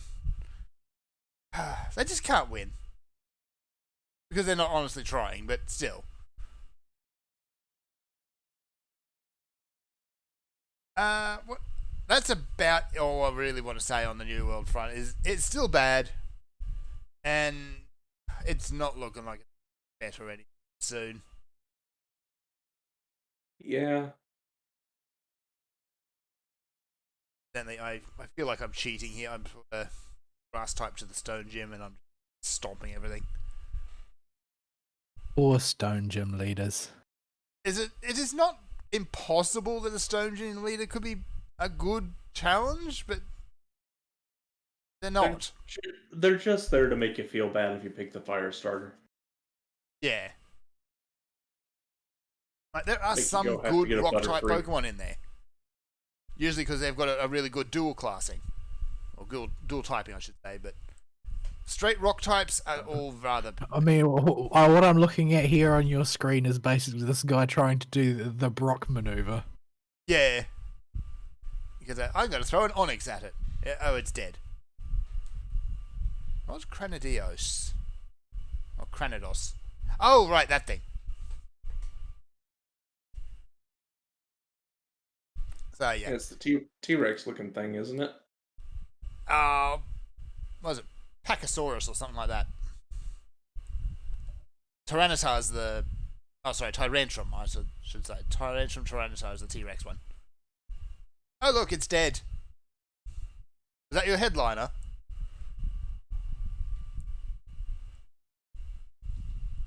And Geodude wants to... No, you cannot learn Harden. That move is for memes. Okay, as for other news, let me see. Looks like it's starting to put out content again for Monster Hunter Rise. There's a Sonic crossover and it looks awful. Sonic crossovers are always awful.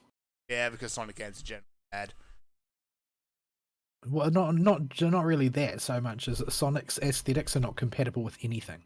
Yeah, so you've got a Sonic Palico costume, got a Sonic themed armor set, which looks like you just made armor out of Sonic. And why? A bad cosplay for your doggo as Tails. But why? But why indeed?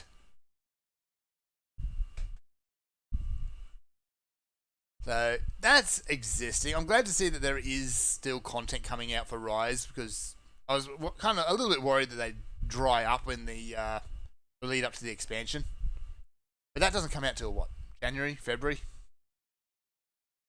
So yeah, there is still more Monster Hunter, and Monster Hunter is due.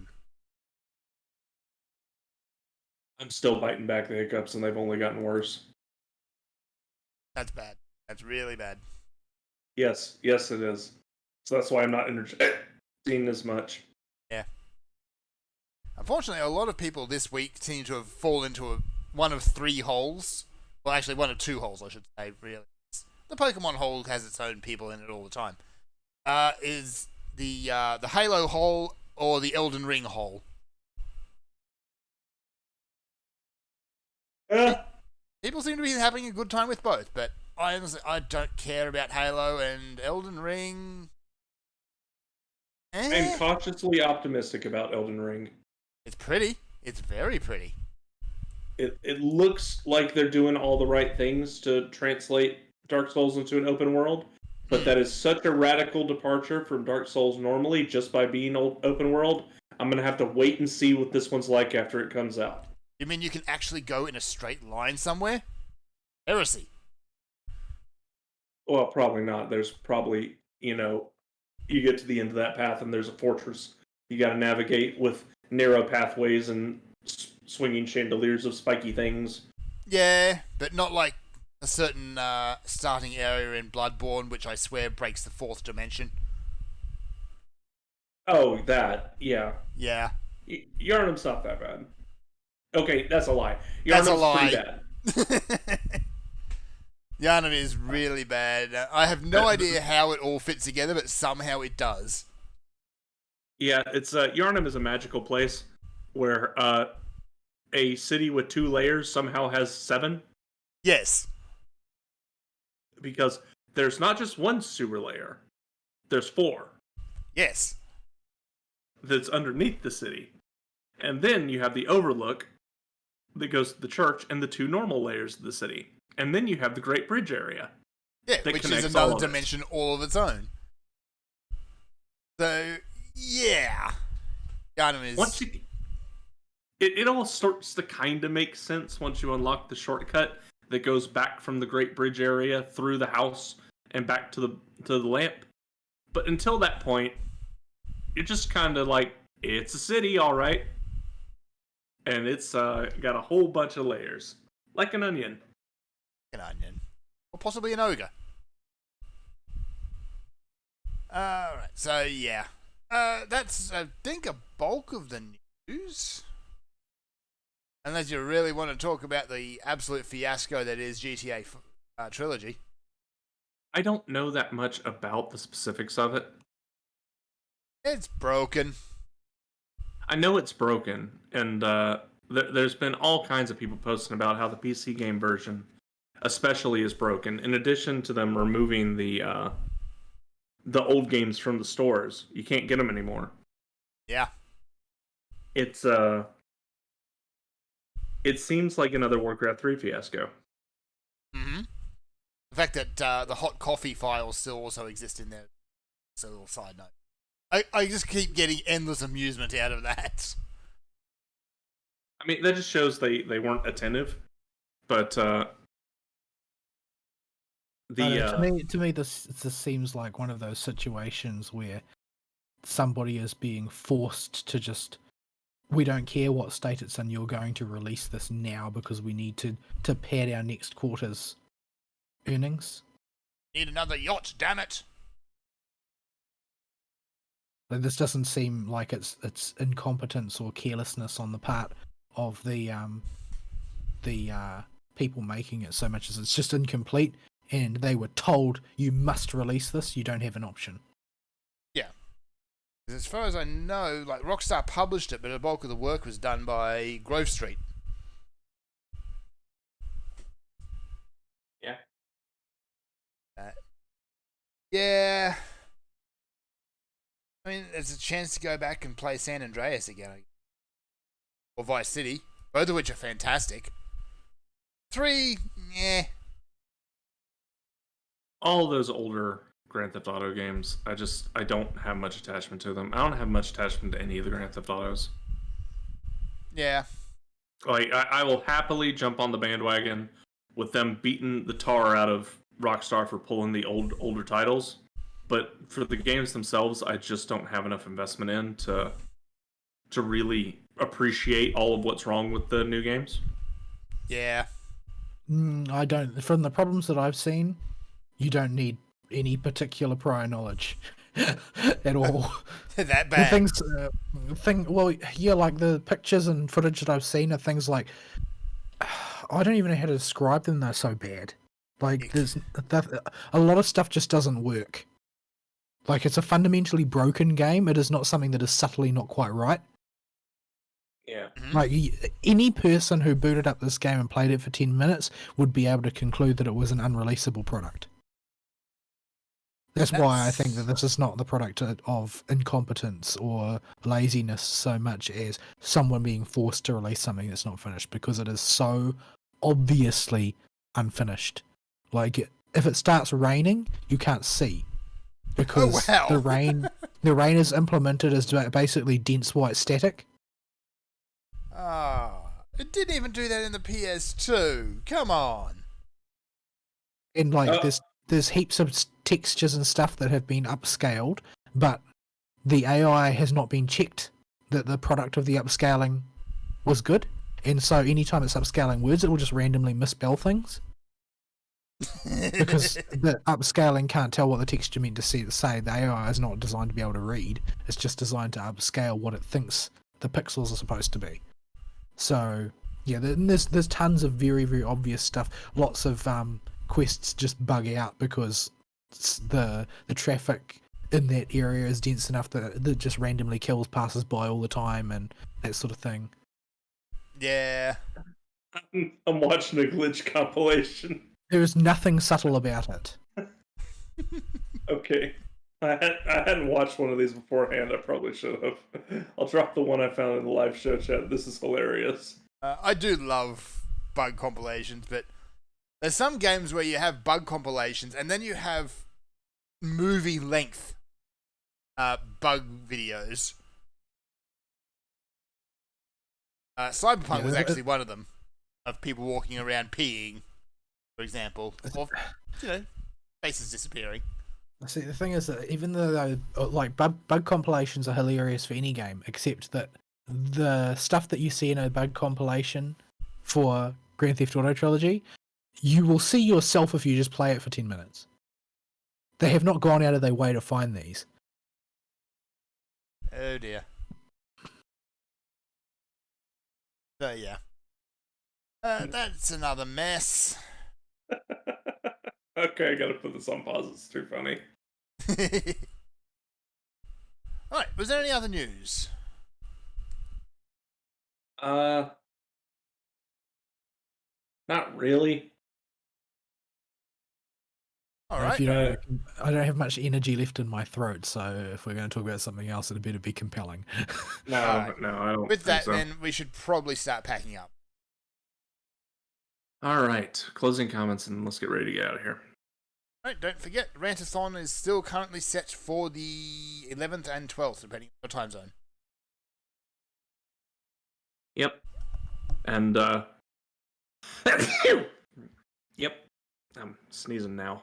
Everything is terrible with me forever today. Right, well, these two are spontaneously combusting or something. How many hours of Rantathon can Ari hiccup for? This should be No, interesting. please, no. Science! Please, no. All right. Just remember, folks, not guilty. I would punctuate that with an expletive, but I already used my one pass for the show. Yes, please don't. So. Right. And I'm going to leave everyone with, the view that we are all way too familiar with in a Pokemon game. Freaking Zubats. Zubats. All right, keep your rifle by your side, people. We'll see you next week. Sayonara. Bye-bye.